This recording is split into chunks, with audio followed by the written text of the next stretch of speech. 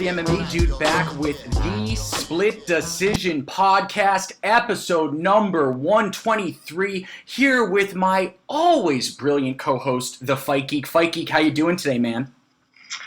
Doing excellent, man. Happy to be back talking fights, and what a crazy weekend, huh? You usually say, glad to be back talking fights with you. This time you didn't say that. Oh, with you, Phil. How's it going? What was that? What was that? Every episode. I'm a little sleep deprived from baby life, so you're gonna have to excuse me if I'm off my game today. Okay. All right. I forgive you. So here's what we've got on tap, Fight Geek, for today. First, we've got my opening question for you. Then, folks, we've got the recap and review of UFC 270. We're going to quickly cover Bellator 273, Bader versus Moldovsky, as well as Habib's new fight promotion, Eagle FC 44, which is happening on Friday night. After that, it's on to my favorite section, listener questions and more. But Fight Geek, I'm going to start off the show with this question for you. So we saw Francis Ngannou on Saturday night successfully defend his heavyweight title against Ciryl Gane. Obviously, Dana White not only did not put the belt around Francis's waist, he also was a no-show to the press conference. My question to you is simple. Is Francis Ngannou, yes or no, going to be a UFC fighter in January of 2023? And my best guess would be no, he's not. Wow. Dana White didn't get to where he is by, succumbing to people's demands. He's generally the guy who likes to wield the power, and even though Francis is in a unique situation to kind of leverage his position, I don't think he's the guy who's gonna flex Dana that way. So no, unfortunately, I think this is gonna come to a contentious end, and that Francis will actually be allowed to walk. That's how I see it going. Wow, that would be, for the record, folks, that would be the first time in over 25 years that a UFC champion has walked away as a champion and not obviously retired. And that 25 years ago was Randy Couture, who went to go fight in Asia after contract disputes. But that was a whole nother time. Okay, so that's crazy, Fight Geek. So whose side are you on here? I'm just curious. I want to hear more about this. Do you think that, is it fair that Francis is getting $600,000 a fight? That's what was listed. Should he be, is he justified in asking for a few million per fight up front? I mean, yeah, $600,000 per fight. Is it justified? I mean, if that's what he agreed to for his previous fight contract, which now his contract's over. But that's what I'm saying. Now it's over. So this was the last fight on his contract that paid him $600,000. Hence the reason he fought injured to close out the contract and really kind of wield a unique power. I mean, I don't know. It's a unique situation. I'm definitely on Francis' side. I think that Francis Ngannou, with his story, with being a sitting heavyweight champion in his prime, definitely should be making quite a bit more than that. I think that goes without saying. I think it's fascinating that you think he's going to be gone in a year. I mean, that to me, that's such a big seismic shock. I wasn't expecting you to say that. Well, let's just kind of break down what we have. And obviously, I can't predict the future, but he just announced he's going to have surgery and he's going to be out 9 months, correct? He's got a fully torn MCL and a badly damaged ACL, as well as so that brings him back, November at the earliest, probably. Yep, absolutely. And he doesn't. So they're going to have to get him a fight in December. Who knows? The logic in my brain says that there's no way that they would let a guy like Francis, who, has answered every question. He's actually too smart for his own good at this point, because his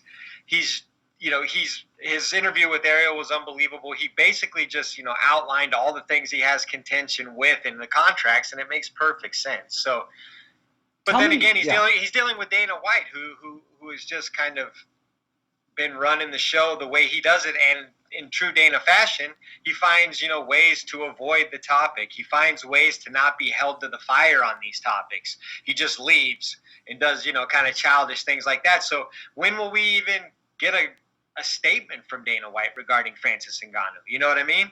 Yeah, absolutely. We've seen Dana White let guys walk in the past, not sitting heavyweight champions. But I think BJ Penn walked on a contract dispute. I'm pretty sure Nick Diaz left based on, they were not champions, though, to be clear. They weren't champions, but it's BJ Penn and Nick Diaz. So, yeah, I mean, everybody's got a unique case. BJ Penn was a champ in the UFC and had to leave and come back. Yeah. So I want to bring in now, just while we're doing this quick discussion, we got so many great listener questions. One of them was from Zan Bando. Guys, give him a follow. It's really relevant to here. So I'm just going to bring it in right now and ask you this question, Fight Geek. It was revealed that Dana White had the UFC text Francis's team and say that they were planning to sue them for speaking to Jake Paul's manager as Ngannou's team was on the way to the arena. So now, with that knowledge, here is Zan's question. He says, should Dana White be investigated by the California State Athletic Commission for attempting to tamper with the Ngannou-Gane fight outcome? Well, I mean, I think there's a lot of assumptions here, just blaming Dana. No, but you gotta admit, he's getting real close now to playing no with proof. tamper. There is absolutely, just because Francis said that happened doesn't mean that Dana was the one, pulling the strings. I think there's a lot of assumptions made there. It does feel a little bit. I don't think Dana, who's been, in the industry for as long as he has, would do something like that. Okay, and then just while we're on, there's so much to discuss, guys. I know. Yeah, I mean, there's so much just side noise, and that is really strange. But then again, there's a lot of people who are trying to protect the UFC in this instance. So I don't know that I believe that Dana had one of his henchmen call them and try to get him off their games. I think that's a little too. Well, wait, cliche. hang on. The UFC did send an email saying they were planning to sue. Yes, the UFC did send an email. That means that what do you think of the timing, though? The timing. He's on the way to the arena. The timing is ridiculous, obviously. Are they trying to influence the outcome of a fight? You know what I mean? I don't think they're trying to influence the outcome of a fight, but they're certainly trying to put more pressure on him as far as the whole, contractual situation goes. They don't want a guy who they're, gridlocked with in negotiations, talking to another promoter. But if you look into the details, even Francis says they weren't talking about, promoting a boxing match. Francis is allowed to talk about boxing if he runs into. Well, no, that's what makes the email all the worse, right? It's so outrageous. It's so inappropriate, especially the timing. I think that's why Zan's asking, should there be an investigation by CSAC? I mean, that seems a little drastic. Maybe an investigation, but I don't see why Dana White would have to be like the focal point of that. Okay, so last thing, we're going to get to this fight real soon, guys. Just while we're on this subject, Fight Geek, I'd be remiss if I didn't ask.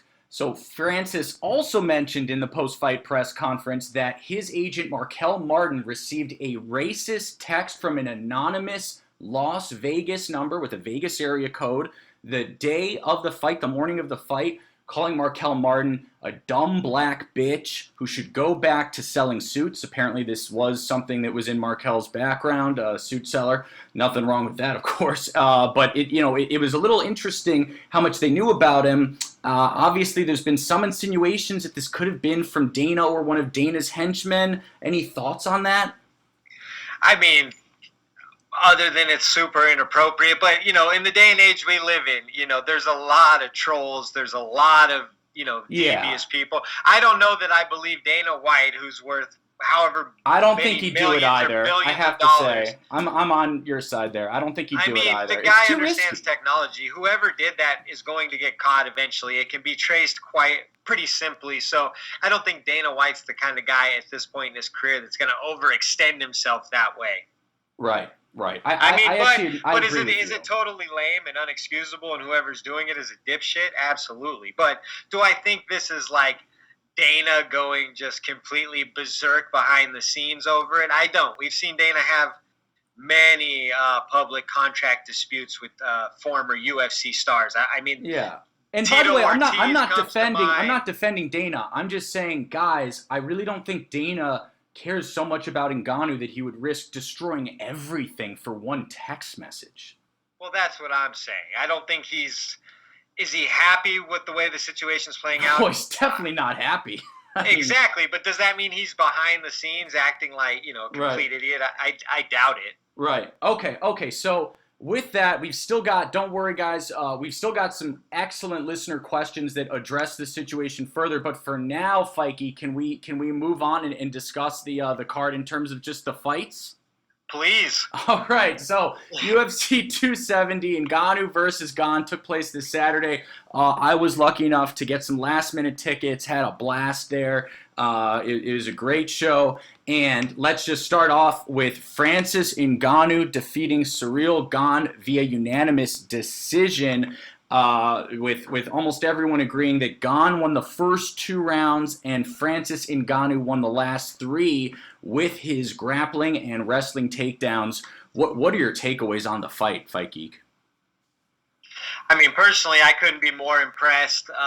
Francis, made a huge fan out of me this weekend. Francis Ngannou will be one of my favorite fighters moving forward just because of wow, that's awesome.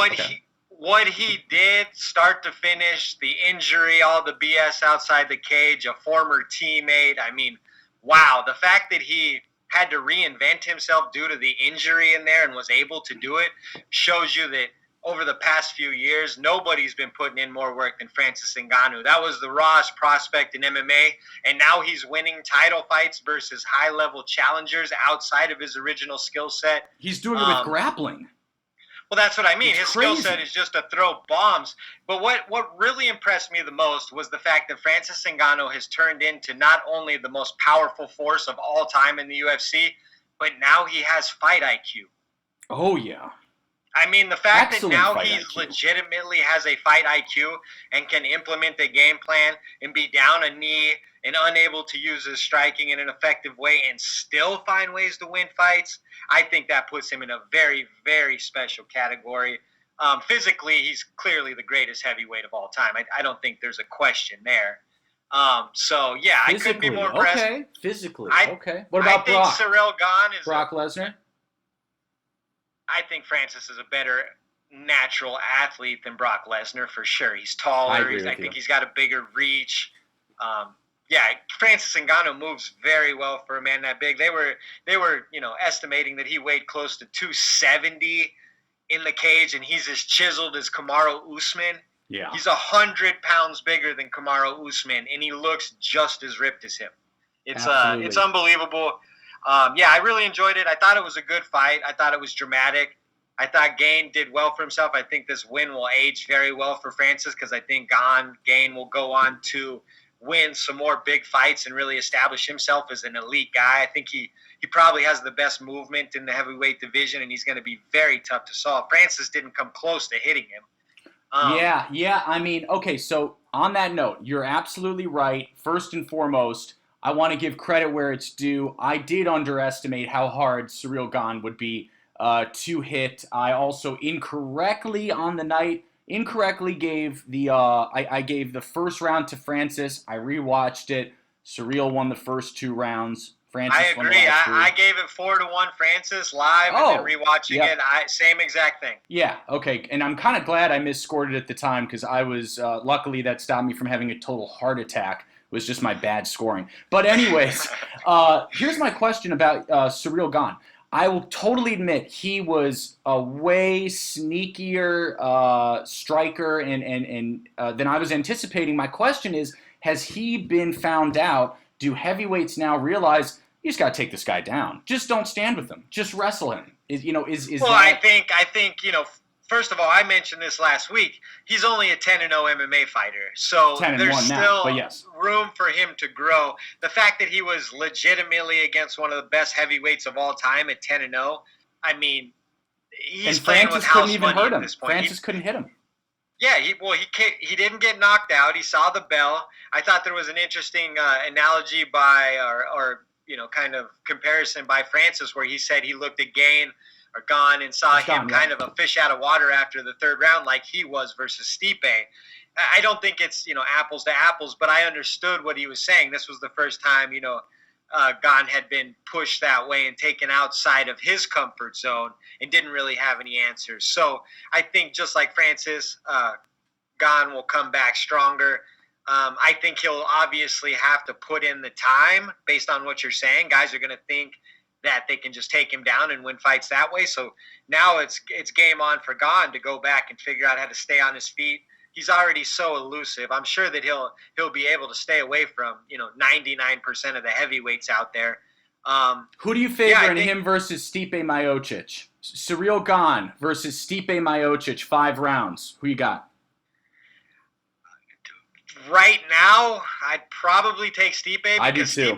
I would too. Stipe's the kind of guy who nullified Francis in their first fight with his grappling and kind of grit. So if Francis is able to do that to Gane, then I would anticipate that Stipe would be able to eke it out.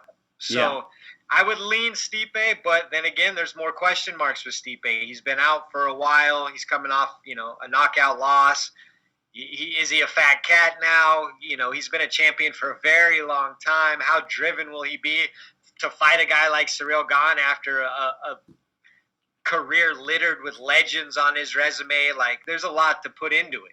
Yeah, so let's talk about Francis's next potential opponent. So look, we know that he's getting surgery. We know he's out 9 to 11 months because of this surgery and recovery time. So I think it's almost, totally 100% a certain fact that Dana's going to create another interim heavyweight belt.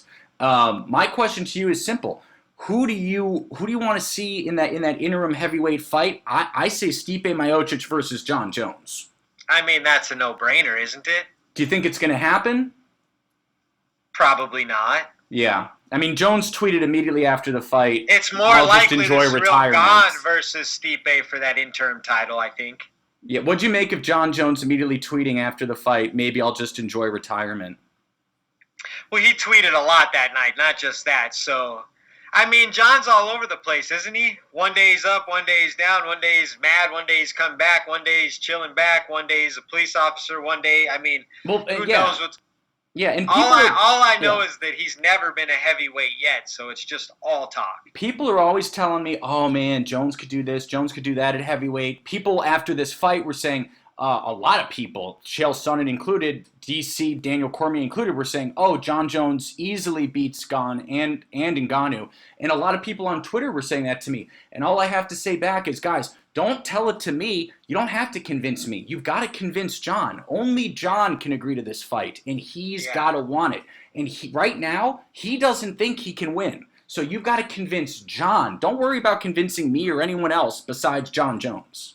Yeah, well, Jon wants money, and so does Francis. So that fight, that is the fight. I don't see how Francis Ngannou versus Jon Jones isn't like one of the most important fights in UFC history, but because they both want to make Jones doesn't want it. What are you talking about? He turned down $10 million up front a year ago. That's crazy. And there's no way he deserves more now after what? And he turned down $10 million beating his wife, he deserves more money? Like, how does that work? Well, I mean, he deserves more than Francis, just based on tenure alone. The guy's been in the company for a decade. I mean, Ngannou's the champion. Jones is not the champion. Jones hasn't done anything in 2.5 years. Jones is still the A side of the matchup. Jones beat the crap out of his wife. I'll give him that, I guess, that fight if he wants to win it. But it's kind of weird. So, I don't, unfortunately, I don't think we're going to see it, but, it would be so amazing. Ngannou versus Jones, Jones versus Stipe, either of those matches would be great. I think you nailed it. An interim title fight while Francis is out. For Jon and Stipe kind of sets the UFC up to move on from Francis, because whether you're heavyweight champion Stipe or Jon, you can run with that and let Francis just go make his money and then circle back around if he wants later. Yeah, absolutely. Because you got guys like Tyson Fury, tweeting Francis.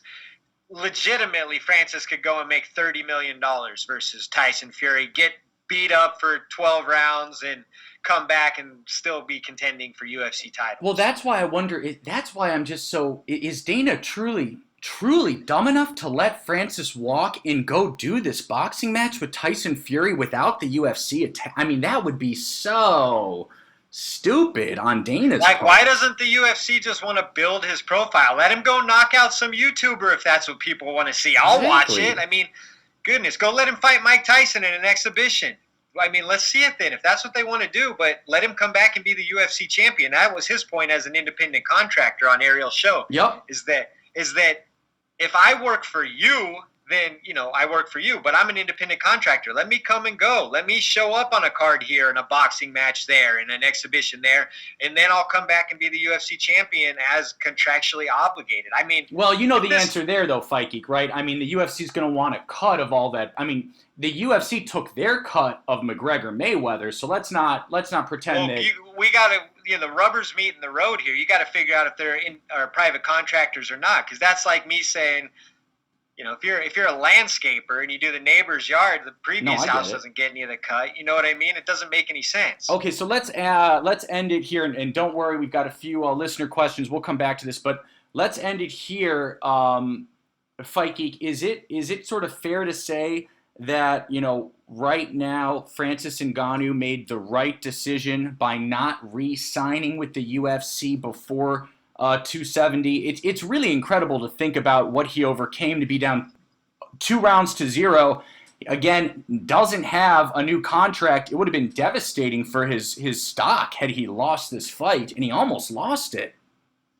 Yeah, I mean... But he made the right choice, so it's going to be fascinating to see I think that's inconclusive right now. We're going to have to see, because did he tear up his knee and he comes back and he loses his next fight? I mean, we'll have to see really what the collateral damage is from this fight, and then whether or not he has another UFC fight or what the following action is to this. So I don't think you can say if it was smart or not. If he ends up making $30 million in a boxing match, yeah, it was smart. But if he comes back with a shredded knee and he has to fight, a high-end UFC fighter, and then loses his next fight, and doesn't get the contract he wants, it could turn out to be detrimental. But I don't see that happening. All right, I lied. Last question, final. Okay, so true or false? This is just my last question here. True or false?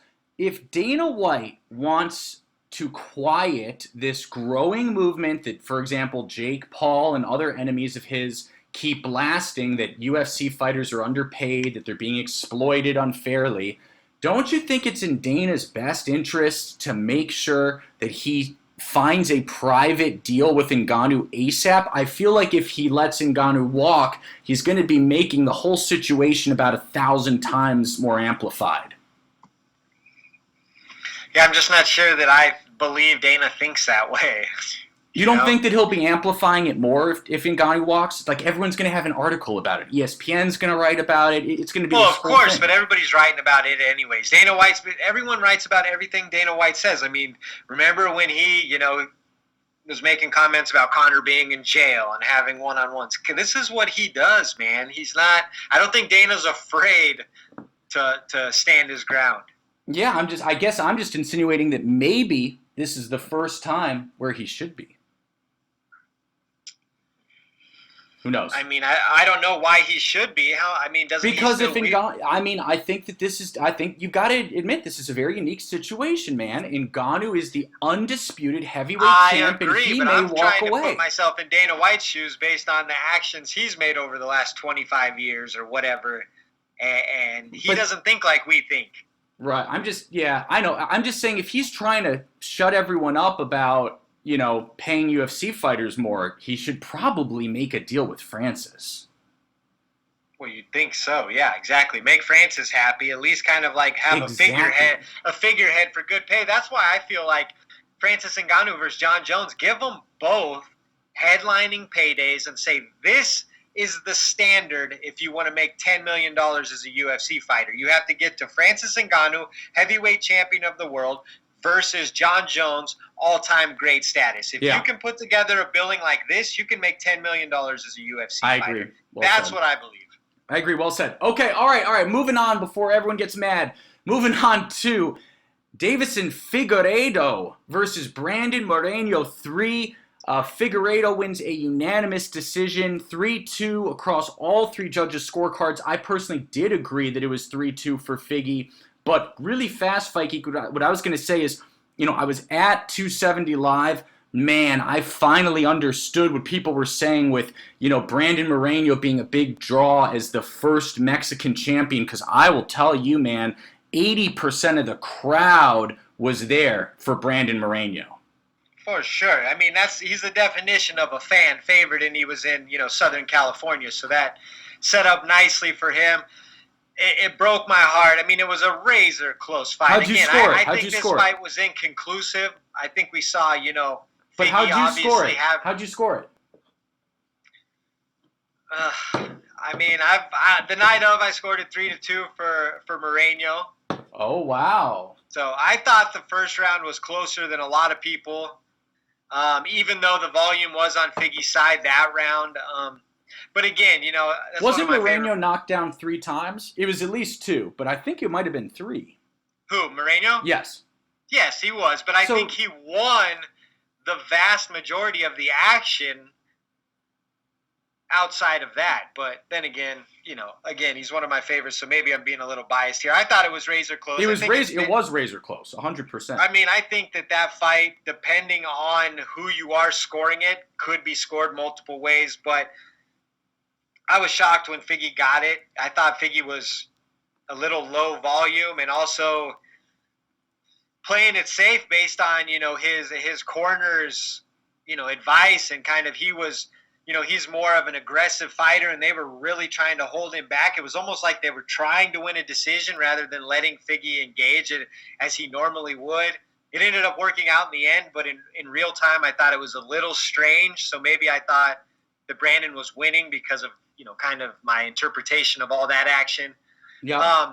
Either way, definitely need to see a 4th fight. I see people that are saying like, oh, we don't need to see that, blah, blah, blah, blah, blah. It's a lot of people are saying just make Kai Kara France versus Figgy. We're over this. Figgy, so right now it's 1-1-1. Moreno completely dominated him in the second fight, and this was literally as close as it could possibly be in a competitive fight. I mean, I think that fight was as much of a push as you can find in MMA, honestly. I'm just playing devil's advocate. What if someone said, well, okay, we can do a 4th, but, have Brandon win one more. Have Figgy win one more as well. Then we'll make the 4th.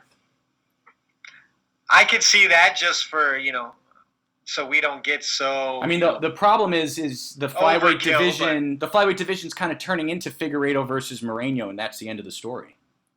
Well, then maybe that's what this era is. Let the story be told. Fair enough. Yeah, I know. No, trust me. Everyone wants Moreno. That's what I'm saying. That fight was so close that, even Figgy, who got the victory, immediately was welcoming a 4th fight with Moreno after a victory, which means that he still believes that the action is that close and not really settled. Yep, absolutely. I agree. I think that a 4th fight should come. I think maybe you could have each of them fight someone else before that, but I'm confident they both win anyway. But then you're risking it. Well, I'm confident they both win. What happens there if, Figgy misses weight and then I'll tell you what happens there. If one of them loses, then the fight doesn't happen, and then the winner fights for. What do you mean? Like if Figgy loses, he's not champ, and then Brandon fights someone else. That's what happens. Is a random, somewhat undeserving Kai Kara France getting a shot more important than a historical 4th fight in like one of the best rivalries in the history of the lighter weights? No, it's not. Okay, I mean, calling Kai Kara France random, a little harsh, right? He did knock out Cody Garbrandt pretty easily. I mean, Cody Garbrandt at 125, TJ Dillashaw got knocked out at 125 after cutting weight too. So I don't put a ton of stock in that victory for Kai Kara France. Cody Garbrandt had never been as an established fair enough. contender. Yeah. Well, I mean, you want me to give him credit for knocking out, a piece of paper? I don't know. Okay. All right. Last thing I really wanted to cover on this card was Syed Nurmagomedov defeating Cody Stamann via guillotine choke 47 seconds into round number 1 in the bantamweight bout. What a crazy performance from Nurmagomedov. Do you have any thoughts on that? Yeah, I was super impressed. I like Cody Stamann. I think he's, obviously an athletic, tough guy with quite a bit of experience at this point. Got ran through. Ran through.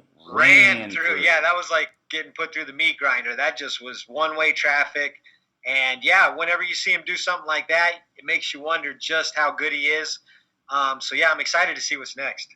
And Syed Nurmagomedov, I think I'm saying it right. It better not be said, or else I'm embarrassing myself. But he did not get a ranking after some people. Marcel Dorf on Twitter, among others, said that he should have been ranked, should have gotten a 15 or 14 ranking. He did not get a ranking. So my question is: number 13, Ricky Simon; number 14, Song Yadong; number 15, Rafael Asuncao. Do you think that any of those three could be appropriate next opponents for Nurmagomedov? You could give him Rafael Asuncao. I think that's a good one.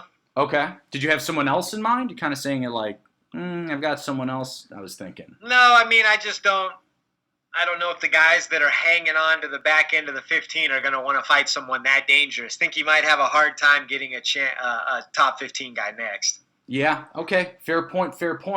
All right, so are we ready to move on to our very quick preview and picks of the fight cards coming on this weekend? Let's do it. All right, so guys, we're going to really quickly cover Bellator 273. That's Bader versus Moldovsky. And Fikey, why don't you start us off here? What are your thoughts on this card? Well, it's actually a pretty deep card. Looking forward to it. Bader versus Voldowski, I think's a little better fight. I'm actually leaning Voldowski here. I think Bader Are you really? Yeah, I am. I think Bader is clearly slowing down. I think we've seen that in his last couple fights.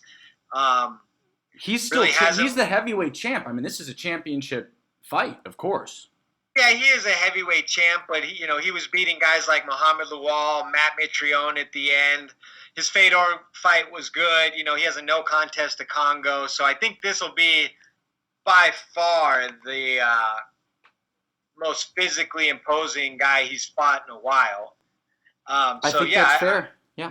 I think I'm taking the youth here. I think that I think he's going to take it. That team's been hot over in Bellator, so these guys are riding a wave of momentum.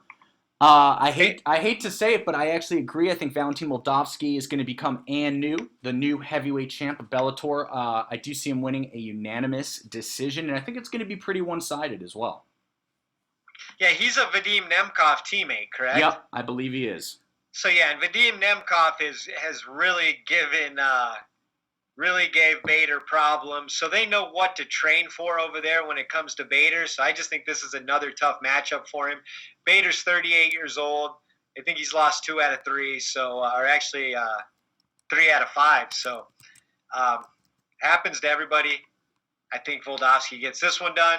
Co-main's interesting too. Benson Henderson, who continues just to be regularly taking fights. I mean, it seems like he has a whole nother career over in Bellator there now. Yeah, not exactly a good one. This is coming from a Benson Henderson fan before everyone tries to bite my head off. Agreed, but I mean, he got 15 fights over there? He's been busy. And how's he done? Not very good. What is not good? What is he? He's on a 1, 2, 3 fight losing streak right now. But who you got in this fight? Are you taking Islam Mamedov? I am taking Islam Mamedov. And just to correct it, I believe Benson's on a 5-fight MMA losing streak. I believe. Oh no, 3. You're right. Yeah. So. Yeah, I actually expect Benson to get this one done. I think he'll win this one. Okay. But definitely a guy who stays super busy. Got to respect him. All right. Any other fights you want to cover on here? Are we ready to go on? You're ready to go on. What about Henry Corrales versus Aidan Lee? Any thoughts? Shootout at the Henry Corrales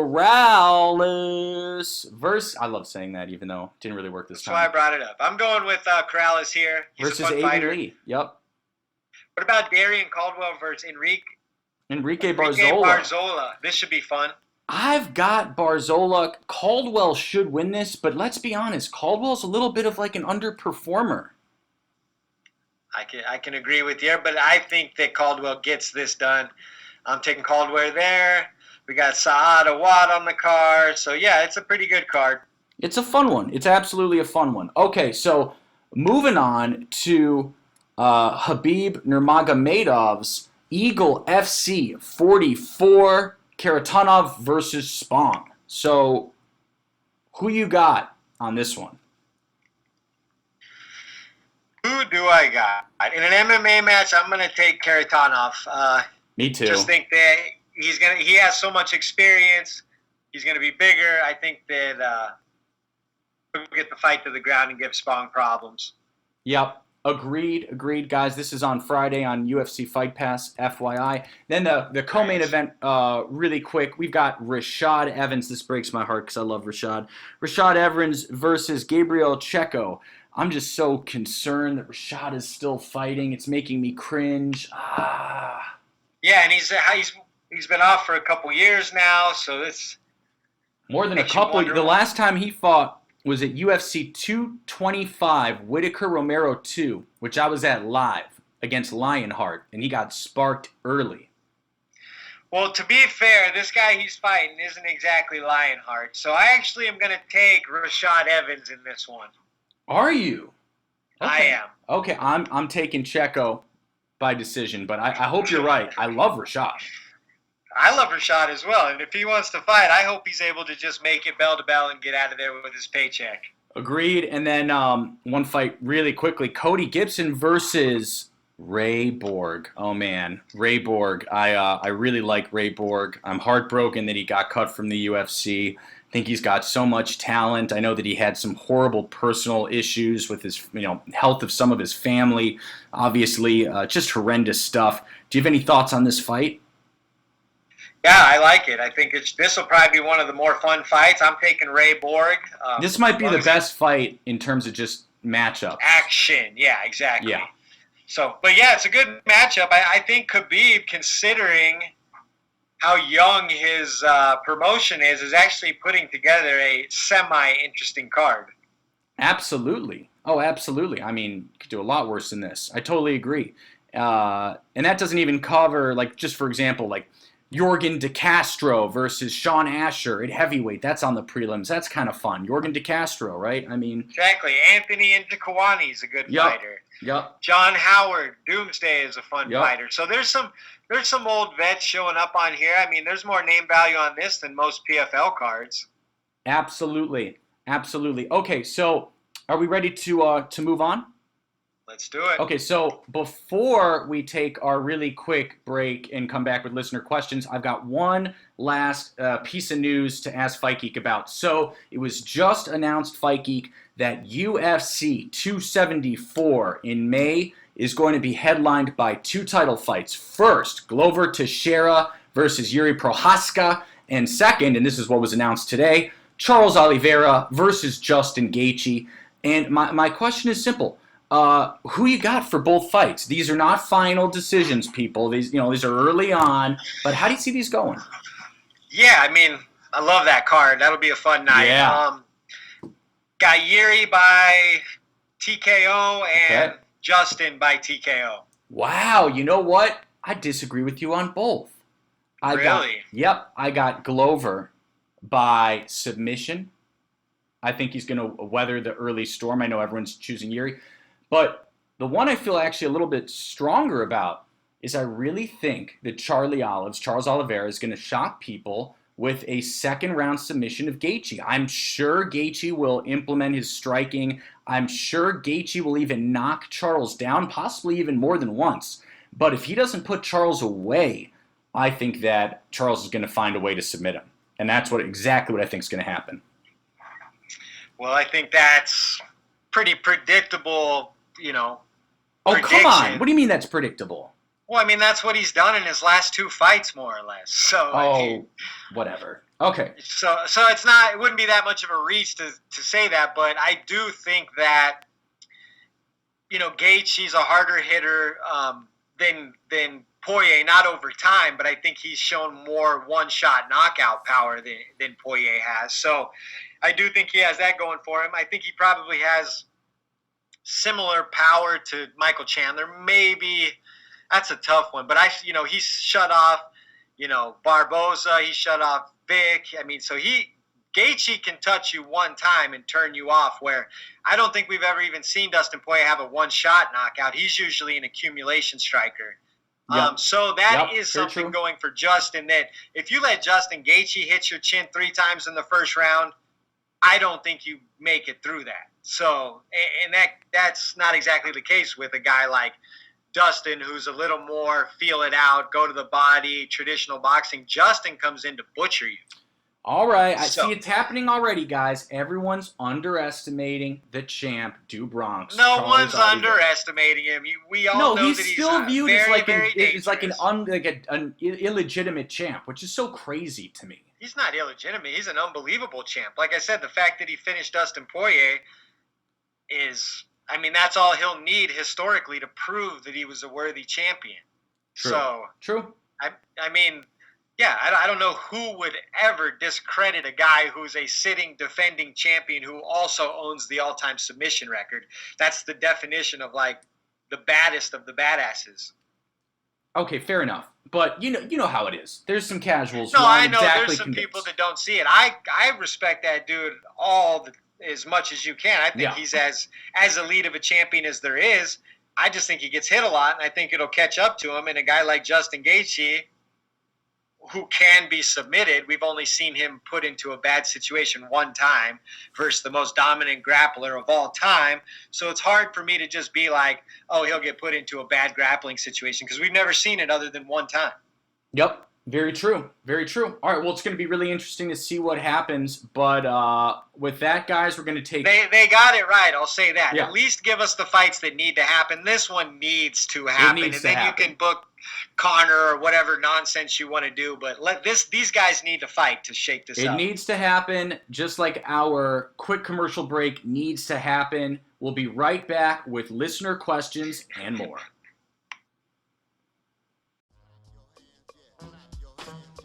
Hey guys, it's Phil the MMA Dude letting you know that this episode of the Split Decision Podcast is brought to you by TotalAggressionClothing.com. Visit www.TotalAggressionClothing.com and use the promo code 46210 to receive a special Split Podcast discount on all Total Aggression hats, shirts, hoodies, and more. Again, that's www.TotalAggressionClothing.com with promo code 46210.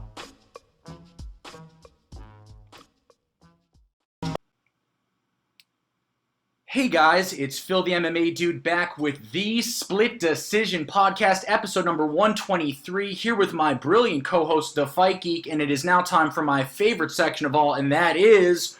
Listen Up! Thank you. All right. Now that's what I call, that's some applause right there. Okay, I appreciate it. So, Fight Geek, let's start off with this question. This question from the man, Juice, from Friendly Sparring Podcast, a great show. Make sure you guys check that out. Friendly Sparring Podcast. Juice says, if Derek Lewis beats Tai Tuivasa and Francis Ngannou beats Dana White in contract negotiations, is now the time for Lewis Ngannou 2? Hashtag AskSplitPod. Love that question. Yeah, that's a good one.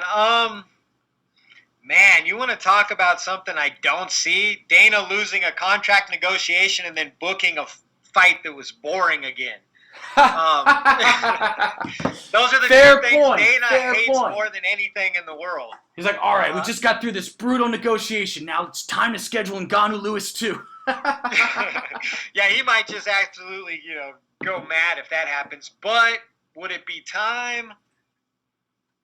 No. I mean, I get why Juice is saying it. Like, Juice, I hear you completely. No, I get why I totally But get whenever you think about, the kind of the equation with Gane, who just lost to Francis, who absolutely obliterated Lewis, I think that Lewis probably needs to beat Tai, who hasn't proven to be elite, and then another elite guy who he has not beaten yet. Yeah. And I tend to agree with you there. I think that's correct. And Juice, don't get me wrong, I totally get it. I personally speaking, as an Ngannou fan, I want Ngannou Lewis too, because I know he'll win, and I want him to shut up people who say that, oh, Derek Lewis won. But I think it'll be tough to see it happening next with the unique situation within the contract negotiations. So. Agreed. Okay, so this next question comes from our man, Eduardo. That's at Landa Crew, one of our all-time OGs, original gangster listeners. He says, is it just me, or has women's flyweight squeezed the talent out of the strawweight and bantamweight divisions? #AskSplitPod. Ooh, boy, is this a fascinating question.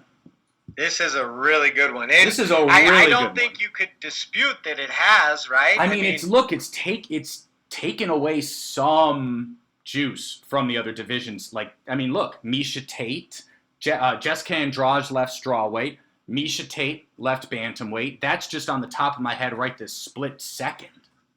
Valentina Shevchenko. Well, of course. Yeah, I think it's a fair point. Yeah, no doubt.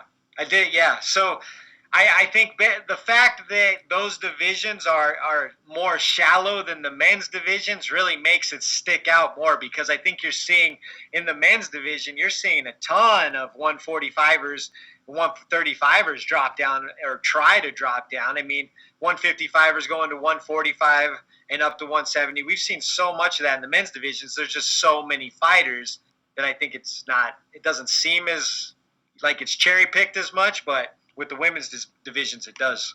Yeah, and it doesn't help that, by the way, I could talk about this all day, but like women's bantamweight a few years ago was on fire when it had, for example, Ronda Rousey, Holly Holm, Amanda Nunes, Miesha Tate, and that's just top of my head. That was roughly the top four.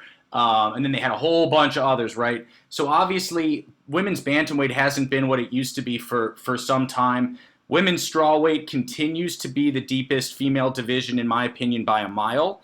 Bantamweight struggled for several years in terms of depth, and frankly, so is flyweight. Yep, absolutely. Yeah, again, for some reason, strawweight is the division that keeps always staying deep and kind of replenishing itself with deep, talented fighters. So, for whatever reason. Okay, so this next question comes from Smart Dan 51, a.k.a. the MMA philosopher. Love this guy. He says, do you think the Dagestani fighters will gravitate more towards Eagle Fighting Championships now, or the UFC, where the competition is more elite? And do you think Eagle FC will surpass PFL, Bellator, or ONE in popularity? Good question. First of all, I think those Dagestani fighters will gravitate to wherever Ali can get them the biggest check. Yeah, exactly. And I have to agree, which is, of course, the UFC at least above Eagle FC, to be clear. For now, but I mean, Khabib's going to have the inside knowledge on the guys in that region who are truly elite. And I'm sure we see a handful of them get cherry-picked early and brought up through Khabib's promotion. How much can Khabib's promotion really pay a fighter, though? No, what I'm saying is, if you think about all the kind of people that, fund Khabib's gyms and all that, you know what I'm saying? They're not at a shortage of finding money if there's something they need or want. I see what you're saying. Okay. Yeah, but I don't think it's a blank check forever for Khabib to recruit whoever he wants. You don't think that the people who are interested in MMA in that region would be willing to pony up money to keep an elite prospect local to develop? No, but for example, United States. For example, I saw someone earlier writing, maybe Francis Ngannou should go to Eagle FC. Man, Eagle FC can't afford Francis Ngannou. Well, Eagle FC wouldn't want Francis, or they would want him, but I'm talking about guys that Khabib knows and has developed in the region. You know that he's like Eagle, they have a bunch of fighters over there. So yeah, absolutely. By the time a lot of them get here, they already have 16 to 20 fights and they're good, Yeah, and then by the way, the second part of Dan's question, do you think Eagle FC will surpass Bellator, PFL, or ONE in popularity? There's a good chance of that. That, I think there's a real high chance. Well, I mean, I don't know about that. Do they have... Well, what are you talking about? I mean... Isn't Viacom still backing Bellator, one of the biggest, entertainment companies in the universe? They do. They back them enough, but they don't. So Eagle FC's got a long way to go before they're infiltrating on a company like that. Okay, but what about we're going to talk about ONE Championship where they got 2.8 billion viewers. Billion. I mean, what are we talking about? Well, I mean, I think. I have friends in Singapore. I have friends in Singapore who said that ONE Championship is not known. I have friends in Singapore who say that's fine. I'm talking about roster, what they can pay, overall production, like the whole deal. I think that it's going to take a while for Eagle FC, but I think they'll definitely be able to compete with some of them. Yeah, absolutely. My point is ONE Championship greatly exaggerates their popularity, so I think it wouldn't be that crazy. I think they greatly exaggerate their popularity also, but I don't think that takes away from the quality of fight league they are. I didn't say that. I simply asked if Eagle FC would surpass them in popularity. That's the question. Well, if they become popular in like the Arab nations, it's possible. Yeah, I mean it's definitely. I'm kind of insinuating it's going to happen. I think, but we'll see. We'll see. I think it's going to take a little while. I mean, probably 10 years, 5 to 10 years. Five. But yeah, I agree. Okay, so this question comes from Paul O'Kelly, a true OG of the podcast. We're very proud that he's a part of it at Sparks F1, and don't forget he's the #1 Mario Kart player in the world. I think that's like one of the coolest things, and I just think that's so cool. It's not talked about enough. It is really cool. Okay, so Paul says, if both Fight Geek and Phil made a podcast about any other sport, what would the sport be? Well, I mean, it's a great question. I appreciate that question. For me, it would obviously be football. That's my favorite sport. No, that's not the question. The question is, if we made one, what would we agree on together? Could make a pod together? Yeah, no. If we could make a podcast about I see what you're saying. You're taking it as a very separate question. Yeah. What would I make mine and what would you make yours? Mine would be football. Okay, yours would be football. Basketball, probably. I thought you know more about tennis than basketball. Tennis, yeah, tennis. You're a big tennis fan. Well, I had Novak Djokovic was my guy, and then he had to go and do what he did, so that's been awkward. It's been very awkward for me. You can never separate from the art from the artist. No, I cannot. I cannot. I really can't. So, but yeah, no, I think I'd be basketball. He'd be football. But if you're asking me what I secretly think would be really interesting, and this is a weird answer, Paul, I think a political podcast with me and Fight Geek would be weirdly awesome. It would get canceled after the first episode, but yeah. Probably. Okay. I mean, you can't stay out of trouble on MMA Twitter, let alone political Twitter. Well, that sounds like a challenge. No, I'm just kidding. Oh, man. Yeah, that's a good point. Okay, so this next question comes from our man, Jalen Ware. Love Jalen. His ad is at strive2be_great. He says, which pair of fighters produces the best fights when matched up? Not including leading up to the fight, but only in the octagon. Is it Figgy Moreno, Stipe DC, Chuck Randy, Dustin Connor, Chuck Tito, or Usman Colby? #AskSplitPod. He says which one he prefers, but I'm not going to repeat that. I mean, I love the list, but I mean, when matched up... How about? Wait, I've got one he didn't mention. How about Rory McDonald and Robbie Lawler? Ooh, that's a really good one. I like that. He said his favorite. I mean, on that list, to me, Figgy Moreno is the most compelling matchup because what over Usman Colby? Well, Usman still was more dominant compared to how even a 1-1-1 trilogy is that has a freaking draw, and then a 1-1. I mean, that thing is 3 fights in. Usman Colby's 1 fight in. The action in Figgy Moreno last fight is way closer. Wait, what do you mean Usman Colby's 2 fights? Well, yeah, 2 fights to 3 though. So wait, we I have see what you're more, saying. Okay. We have more data between Figgy and Moreno. What have they fought now? I think they fought 5. So they fought 12 rounds. Colby and Usman have fought 10 rounds, right? So yeah, but well, Brandon submitted Figgy in the 3rd. I mean, Chuck, just to go through the list while we're here, Chuck and Tito, that action was lame. Chuck dominated. Dustin Connor is okay. Dustin is dominated. I don't really see that as like a back and forth. I actually like Connor versus Nate better whenever we talk about stylistically. I agree with that. Chuck Randy, no, because those were kind of cut and dry. You know, Randy wasn't a great striker. He got knocked out by Chuck. DC Stipe, I wasn't. Those were no. Those were really good. I mean, the first actually, two, I'll give you that. Those were good because we saw like adjustments on the fly from Stipe in the first fight. We've seen kind of the third fight. The third fight was my least favorite, but I thought 1 and 2 were really good. I mean, the third was good too, but yeah. I'm just trying to dig deep for people's styles that really matched up well.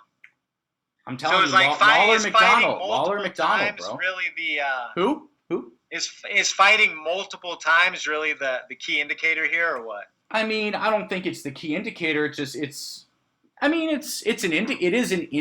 a indicator. It's important. Well, right. I mean, you would assume that if there's such a great matchup that if whoever loses will make their way back to them at least once, right? Like with Usman Colby, for example, with Robbie Lawler versus Rory McDonald, for example.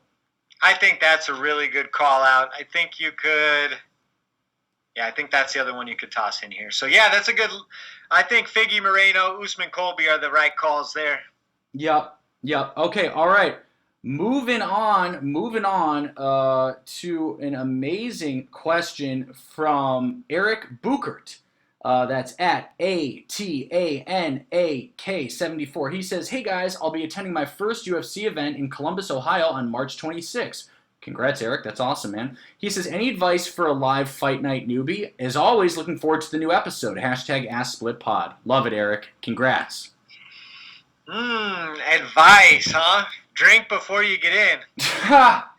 That's for sure. Unless you're ready to spend $100 on 4 beers, maybe. Exactly. I would say, all right, my advice, honestly, is this is just for me because I'm a poor person. When I spend money for these fights, it's expensive. And I am not going to miss a single fight. I think that's crazy. Agreed. And my thing is if you got to use the bathroom, wait until, a fight that's going to a decision ends. And then as soon as the fight ends, go. And then try and beat the crowd because, who really needs to see the post-fight interview? Yeah. I especially if you've been drinking all night. Yeah, I mean, I honestly, Fikey clearly has a little bit more fun at these than I do. I get tired if I drink all day. It's not even about being drunk. It's about being tired. So I can't drink too much on the days of fight, of like actual fight cards I'm going to, because otherwise I start getting too sleepy. But yes, drink beforehand if you don't want to. Too sleepy. What are you? 3 years old? I'm like 3.5. I'm 3 3/4. Baby Phil gets sleepy. Dude, shut up. I swear, bro. If you say that one more time, bro, like I'm not going to do anything about it, and I'm just going to cry. All right. I can feel you there. You just got to keep yourself entertained, Yeah, absolutely. Okay, so moving on. Love this guy. This question's from King Richard. That's at @V_King Richard_V. Love this dude. He says, with Francis taking a hard-line stance for his pay and contract, it seems now more than ever, Dana White's less than optimal methods of paying fighters is again in the spotlight. Do you see Dana budging at all? How could he change? Or will this not change until Dana retires from the UFC? We discussed this a little bit before. Yeah, I don't think it's going to be a big change. I think we'll see very, very small changes over time. And me and you disagree a bit on this, right? Because you think, for the record, you never asked me, but I think that Dana and Francis will come to a deal before he walks away. I repeat, I think they will come to a deal. But you say they won't. Well, you heard the list of demands that Francis wants. I don't understand. Francis's demands will go down with a little bit of money. He just needs some money. He's mad because he wants money. No, he just wants some respect. Well, those are one and the same in my scenario.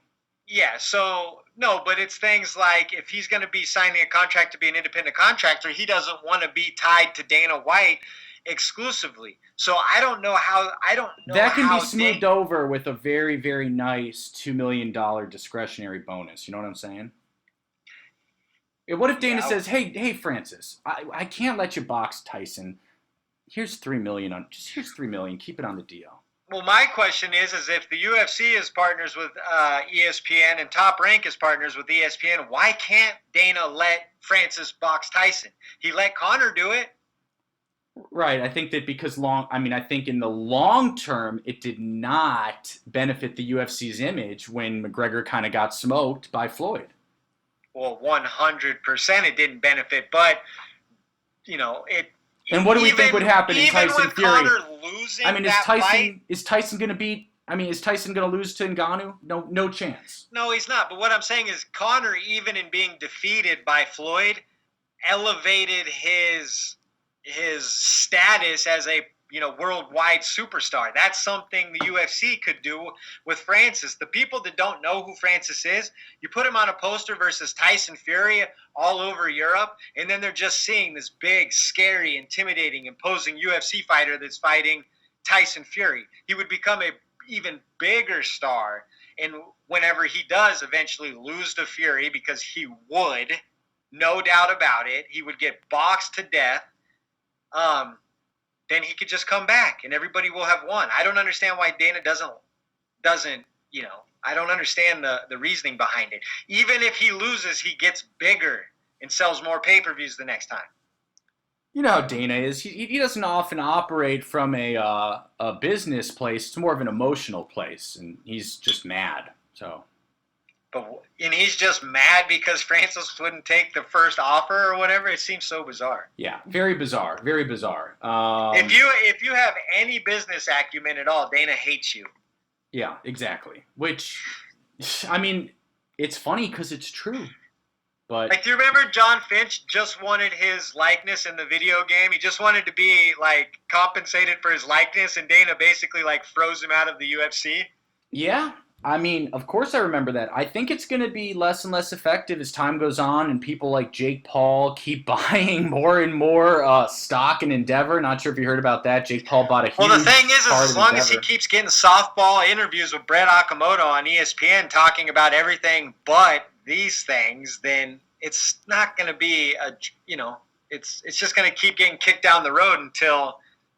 Yeah. It'll all come to a head with Francis. I'll be interested. I have a hard time seeing Dana give in, but I hope he does. Last thing, did you see Jon Anik seemed to lose his cool a little bit on Twitter? Basically kind of came out, he kind of came out and just sort of lashed out and said, "I love how all these people that don't even follow me keep asking for my opinion on Dana and Francis. Why would I give my opinion and lose my job?" He said, I'm paraphrasing 100%, Fight Geek, but he said something along those lines of, why would I say this and lose my job? And I just thought that was not helping him, and it was definitely not helping Dana. He's kind of saying, I'm so scared to say what I really think because I'm going to get fired if I say that Francis should be paid more. I just don't know why Jon Anik would even go there.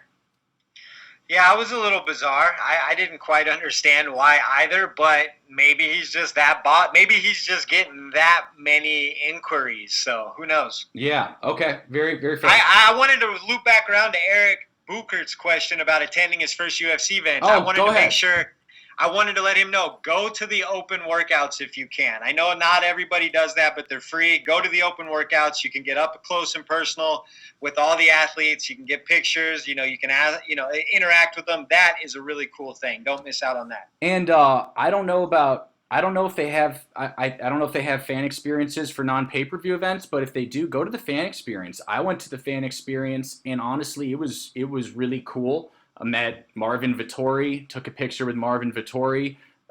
He was way smaller than I thought. He's not small, but he was way smaller than I pictured for some reason. Well, that's the fun, right? You get to see a fighter up close and personal, and it's just different. I met Carlos Condit, Justin Gaethje, and all those guys, and it's really cool just to kind of get your picture, watch them work out. The open workouts are cool. They interact generally with the crowd, and it's kind of a fun, lighthearted kind of entertaining session. So yeah, I definitely say check that out. Yeah. Who did I see? So I met Marvin Vettori, saw Uriah Hall, saw Justin Gaethje, but the line for Justin Gaethje was doing face-offs with people, really fun, which is really cool. But the line went around 3 blocks. Yeah, I'm not that kind of fan. So I was like, yeah, that's not happening. But I saw Uriah Hall, met Marvin Vettori, who was, by the way, super nice dude in person, super chill. And then Uriah Hall, and then I saw Justin Gaethje. But yeah, recommend the fan experience, Eric, if possible. Nice. Okay, all right. So moving on to our man. I love this guy. MMA by Milliken. Milliken is the man, guys. Give him a follow. That's MMA by Milikin. He says, Courtney Casey versus Antonina Shevchenko makes me want to turn in my hardcore badge and watch golf.